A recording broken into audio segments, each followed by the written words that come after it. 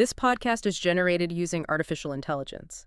The voices you're hearing are AI generated, not human speakers. All statistics presented are sourced from verified reports cited in the show notes.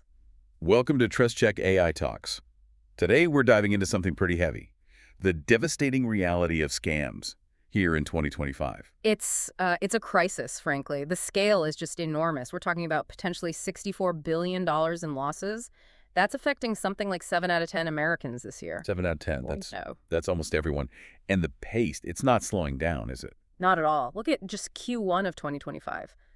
Over 677,000 fraud reports filed already. Right. And those reports account for $3.18 billion in losses just in the first quarter. So extrapolate that out, it's huge. What was the baseline we were even working from, like 2024? Right, so 2024 was already bad. The FTC reported $12.5 billion in consumer losses. Okay. And the FBI's Internet Crime Complaint Center, their figure was even higher, $16.6 billion. Just incredible numbers. And it's not just more attacks, they're actually getting better at stealing the money, right?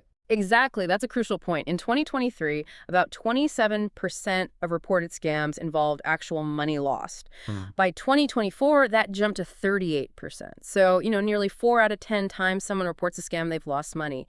Their techniques are just getting significantly more effective. So today we really need to unpack this. We'll look at the financial damage, absolutely, but also how AI is making these scams so much more sophisticated. And critically, the psychological toll, the human cost that often gets overlooked but is just devastating. Okay, let's start with the money then. Where are the biggest losses happening?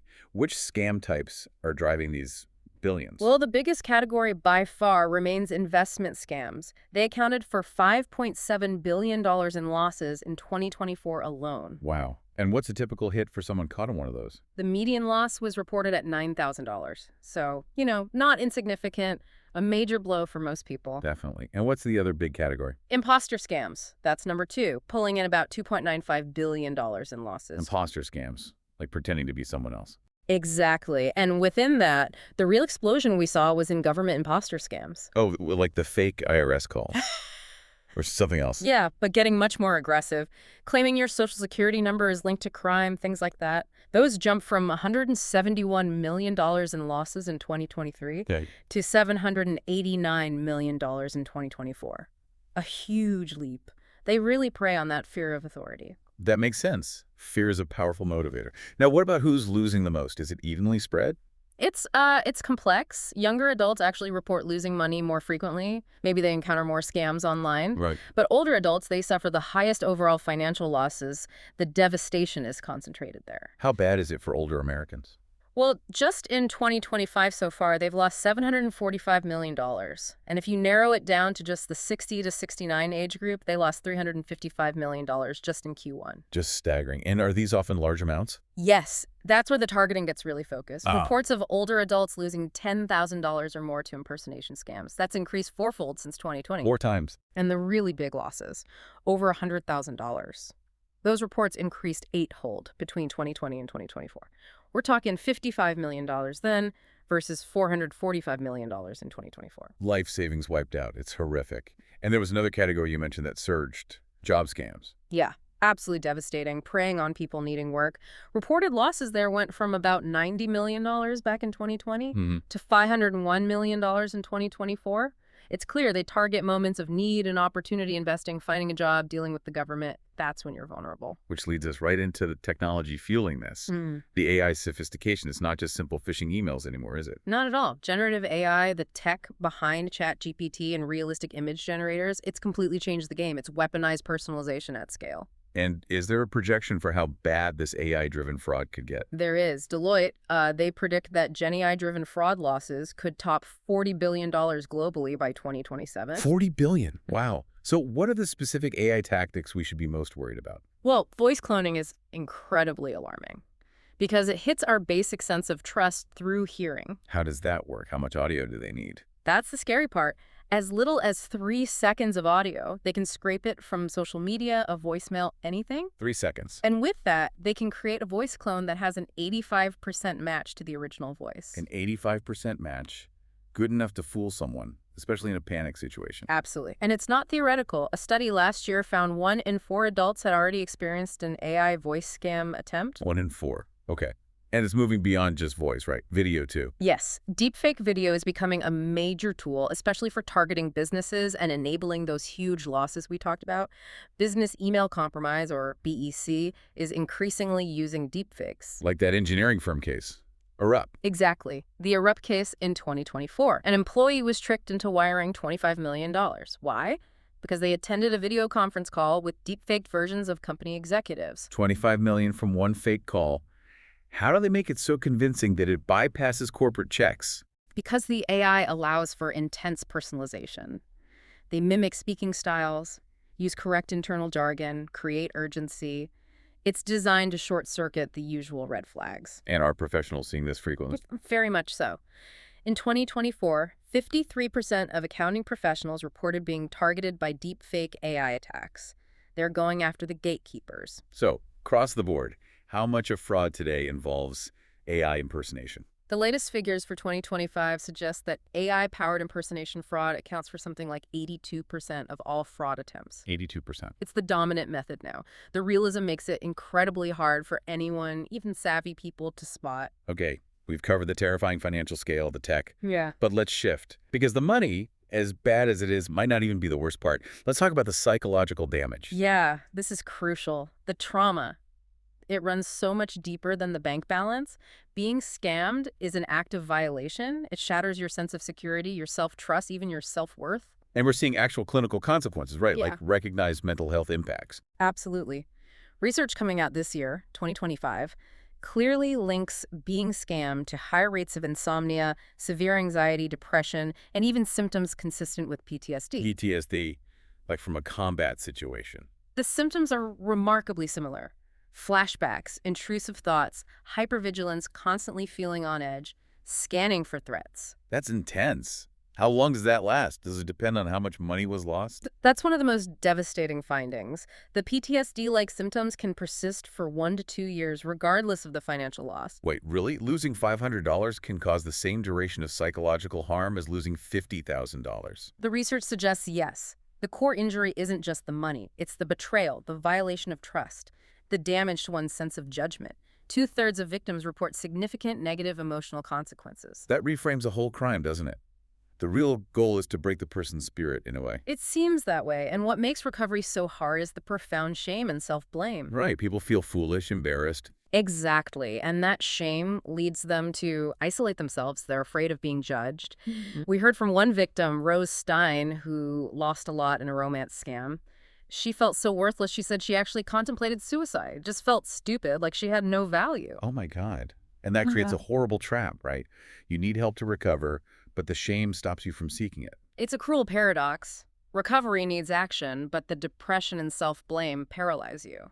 And does this create a cycle? Are people who are already struggling more vulnerable? Yes, there's a clear link. Individuals with pre-existing mental health challenges are 3 times more likely to be victimized by online scams. Scammers are adept at exploiting emotional vulnerability, loneliness, or cognitive biases. 40% of all victims report feeling stressed even before the scam. Let's make this even more real. Can you share some specific stories, examples of how these tactics play out? Sure. Think about the mother who gets a call. Someone is crying hysterically, sounds like her daughter, saying she's been in a car accident, arrested, needs $4,000 for bail right now. Oh, wow. Instant panic. Total panic. It exploits that deep parental fear. There's no time to think, just react. Get the money. Help my child. And then there are the longer scams, the ones that build fake relationships. Right, romance scams. We have the story of Ellen, a Canadian woman. Over 5 years, she lost more than $1.3 million. $1.3 million. How? The scammer built this intricate, long-term online relationship, preying on her kindness, her need for companionship. The relationship was the scam. Her advice now, never make a payment, never. That first payment is the hook. Chilling. Even everyday things like computer problems can be exploited, right? Absolutely. Tech support scams are huge, especially targeting older adults. There was Phyllis Weisberg. She saw a pop-up alert on her computer screen fake, of course saying her system was compromised. Okay. They convinced her she needed immediate repair and remote access. She ended up losing $20,000. $20,000 from a fake pop-up. And look at Joyce's story, just trying to buy a gaming console on Facebook Marketplace. Seemed legitimate, but the seller vanished at her payment. Small amounts add up, and the trust erosion is constant. And what about job scams? You mentioned those earlier. Yeah, there was one victim who lost $180,000 through an employment scam. They set up fake interviews, fake onboarding, got bank details for direct deposit, then drained the accounts. Just ruthless. Mm. Or Karen St. Esprit, she got a text seemingly from her bank about fraud called the number provided. Which connected her directly to the scammers impersonating the bank's fraud department. They walked her through securing her accounts, and poof, money gone. So the common thread seemed to be speed and pressure. Exactly. Fast, irreversible payments, wire transfers, crypto, gift cards, and intense pressure. Stay on the line, don't tell anyone, act now. It prevents verification, prevents clear thinking. Control is everything for them. So bringing this all together, what's the big picture for us, for you listening? Well, scams in 2025, they're not just petty theft anymore. It's basically technological and psychological warfare, fought with deepfakes, voice clones, and weaponized shame. And falling for it doesn't mean you're foolish. Not at all. It means you're human up against deception that's reached, honestly, corporate levels of planning and sophistication. The scale of the response tells you how serious this is. Yeah. The market for deepfake detection tech, it was maybe $5.5 billion in 2023. It's projected to hit $15.7 billion by 2026. Everyone's scrambling, banks, governments, tech platforms. They're all trying to build defenses against this AI onslaught. Which leads to a really critical point about access, doesn't it? It does, and this is something I want you, the listener, to really think about. Verification is becoming this complex, expensive service. Big companies, they can afford sophisticated tools and teams. Right. But what about the average person, the individual who is actually the primary target of many of these scams? How do you afford and access the tools you need to simply prove something is real or someone is who they claim to be online? That's a heavy question. When the tech to fake identity is cheap, but the tech to verify it is expensive. The burden and the costs of maintaining trust, of proving reality, it starts to fall squarely on the individual consumer. You're expected to have enterprise-level defenses, but without the enterprise budget. Which is where new solutions need to step in, right? Yeah. Making verification accessible. Exactly. This is why tools like TrustCheck AI are becoming so essential. Professional-grade verification used to cost hundreds, maybe thousands. Require real expertise. It was out of reach. And now? Now it's democratized. TrustCheck AI brings that power to everyone for like $3.99 a month. It's designed to be your verification companion. And it's easy to use. You don't need to be a tech expert. Not at all. Zero prompting needed. The intelligence is built in. You just feed it the content you're unsure about. What kind of content can it check? Multiple formats. Photos, it looks for signs of deepfakes or AI generation. Messages, texts, emails, it scans for known scam patterns and language. Links checks against massive threat databases. Even screenshots, it can detect signs of tampering. And what does it tell you? Is it complicated? No, plain language. Clear risk ratings. Low, medium, or high. It explains why something is flagged, simply. What about privacy? Is it storing your messages or photos? Privacy first is key. Nothing is stored long-term.